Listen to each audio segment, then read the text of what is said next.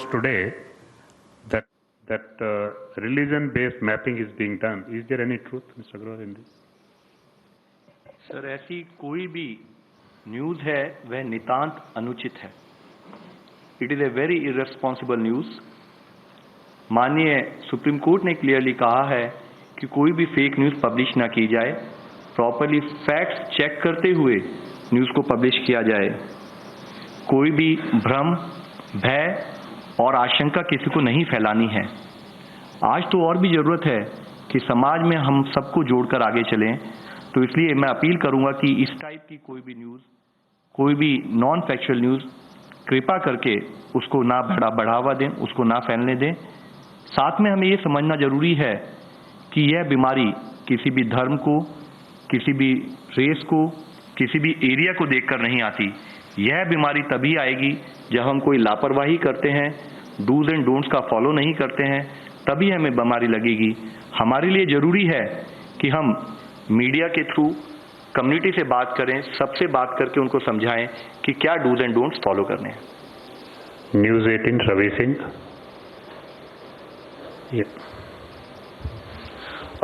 Love जी से सवाल है मेरा कि एक एंटीबॉडी टेस्टिंग किट जो भारत में बनाई गई है अपनी खुद की, उसकी क्या डिटेल है और कब तक वो वर्किंग में हो जाएगा?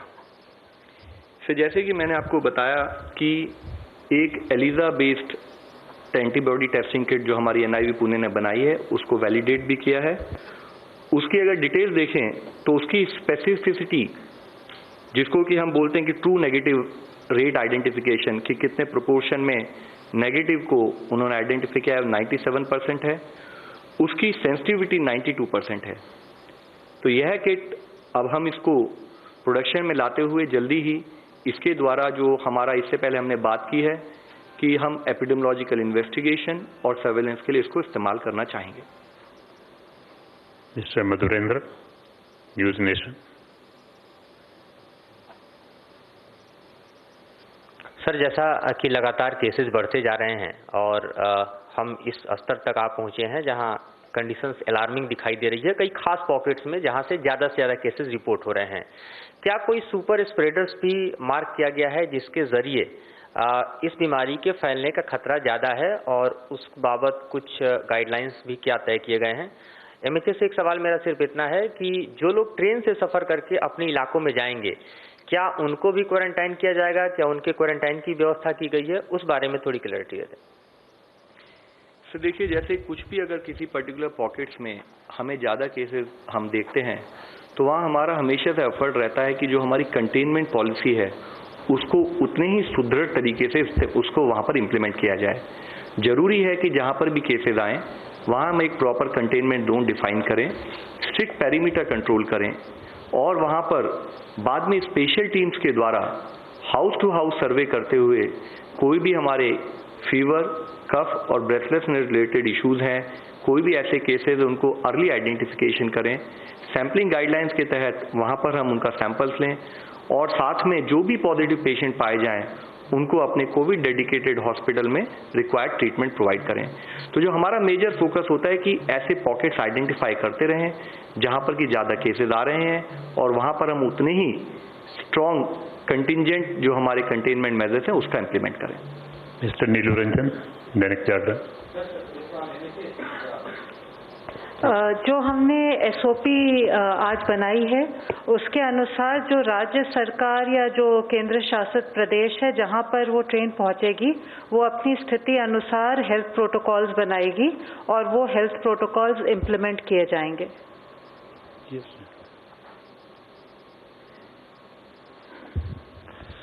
सर, आरोग्य सेतु को आप बता रहे हैं कि बिल्कुल सुरक्षित है, लेकिन जो कुछ हैकर्स हैं, जो इथिकल हैकर्स हैं, वो तो लगातार इस पे क्वेश्चन उठा रहे हैं और कह रहे हैं कि डाटा कहीं से सुरक्षित नहीं है और कम से कम सरकार के पास है तो सरकार तो उस डाटा का यूज कर ही सकती है. तो वो कैसे होगा कि लोगों के सर्विलेंस में अगर व्यक्तिगत रूप में किया जाए तो उसको कैसे आप दूर करेंगे? नहीं, देखिए, ये वाला ऐप जो बना है ये शायद आज तक आप जितने ऐप इस्तेमाल करते हैं उनमें से सबसे ज़्यादा सुरक्षित इस ऐप को बनाया गया है. जैसा कि मैंने बताया आपको कि 9.8 करोड़ लोग इसके यूज़र्स हैं आज के दिन, और उनमें से जो पॉजिटिव पाए गए वो 13,000 से कम इस वक्त हमारे एक्टिव यूज़र्स हैं आरोग्य सेतु ऐप के।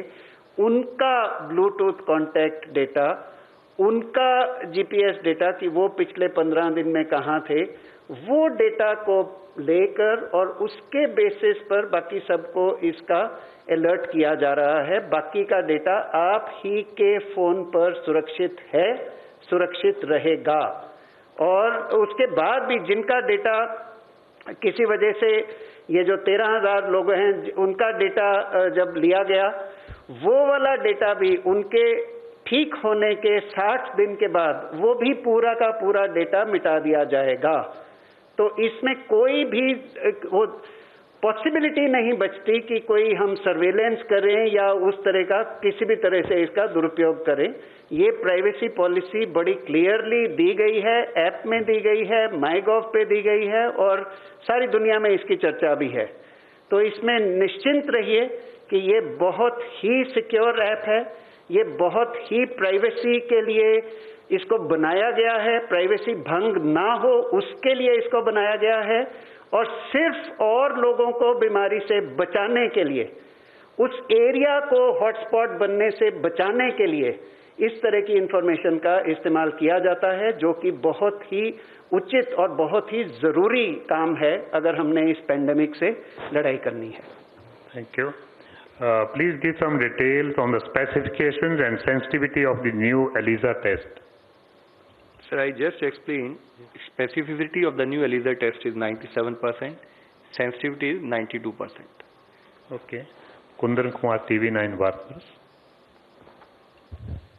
लव सर, मेरा सवाल आपसे है, कई सारी जगहों पे ऐसी बात की जाती है कि जहाँ सेंट्रलाइज्ड एसी होता है वहाँ पे संक्रमण का खतरा ज़्यादा है। ऐसे में जो ट्रेनें कल से चलाई जा रही है, खास करके एसी स्पेशल ट्रेनें हैं, क्या हम इस बात से इनकार किया जा सकता है कि उसमें संक्रमण का खतरा उस तरह से नहीं होगा?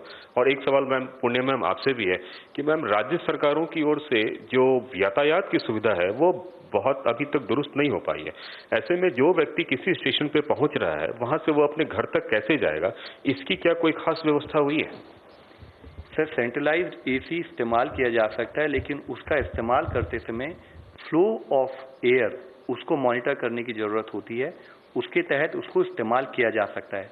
However it is also important कि अगर पर्टिकुलरली एरोसोल जनरेटेड कोई भी इशू अगर हम फील करते हैं तो अगर हम प्रिकॉशनरी वे में, तो हम अगर चाहें तो उसको सेंट्रलाइज्ड एसी को इस्तेमाल किए बिना भी ट्रैवल कर सकते हैं। Mr. Sahil ANI. It's Madam, Home Minister.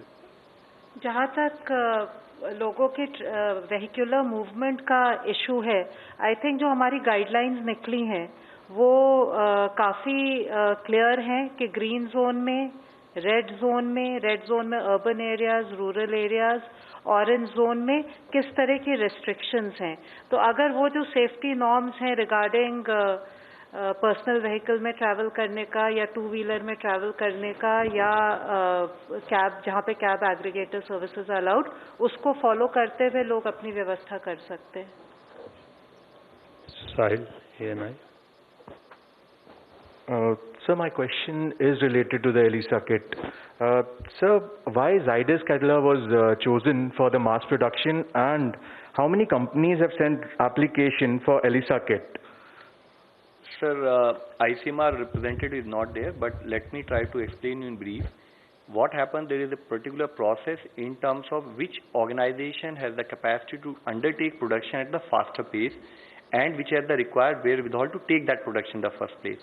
So based on that, generally the organizations get selected, and over a period of time, if need be, more organizations are also probed in. So that's all. I think Madhurendra, everybody is covered. You have the question? Okay, 13. Yeah, please, last question. Sir, पहला सवाल तो love Agarwal sir से है। Sir, लगभग मुझे लगता है 1.5 महीने से ज़्यादा हो गए आपको ब्रीफिंग करते हुए। पहले हम लोग बड़ा सवाल पूछते थे कि कम्युनिटी ट्रांसमिशन हुआ है क्या। उस समय 5,000-7,000 केसेज आते थे, अब चूंकि 60,000 से भी ज़्यादा केसेज आ गए। आपको लगता है कि वो स्थिति भारत में आ गई है, क्योंकि वो वन ऑफ द फेजेज है, तो वो स्थिति क्या आ गई है? दूसरा मैम, चूंकि सब लोग ये सवाल पूछ रहे हैं, मान लीजिए दिल्ली से किसी को ट्रेन पकड़ना है कल, तो वो अपने घर से कैसे जाएगा? बस नहीं चल रही है, मेट्रो नहीं चल रही है, किसी के पास गाड़ी नहीं है, तो कैसे पहुंचेगा नई दिल्ली रेल स्टेशन? ये सवाल तो है मैम। सर, हमने कई बार इस विषय पे बातचीत की है। मैं फिर से वही बात आप लोगों की दृष्टि में लाना चाहूँगा कि हमारे यहाँ कुछ क्लस्टर्स पाए गए हैं और कुछ केसेस में, कुछ पर्टिकुलर लोकेशंस में हमारे यहाँ रिलेटिवली लार्ज आउटब्रेक भी नोटिस किया गया है। और उसी के तहत अगर आप याद करें तो डायरेक्टर एम्स ने भी बताया था कि अगर हम इनको ढंग से कंटेन नहीं करते हैं तो transmission rate will become higher. तो अभी हमारे लिए जरूरी है कि हम उसी स्टेज में मेंटेन रखते हुए अपने कंटेनमेंट एफर्ट्स पर फोकस करें और ये इंश्योर करें कि कम्युनिटी ट्रांसमिशन की स्टेज में ना जाए।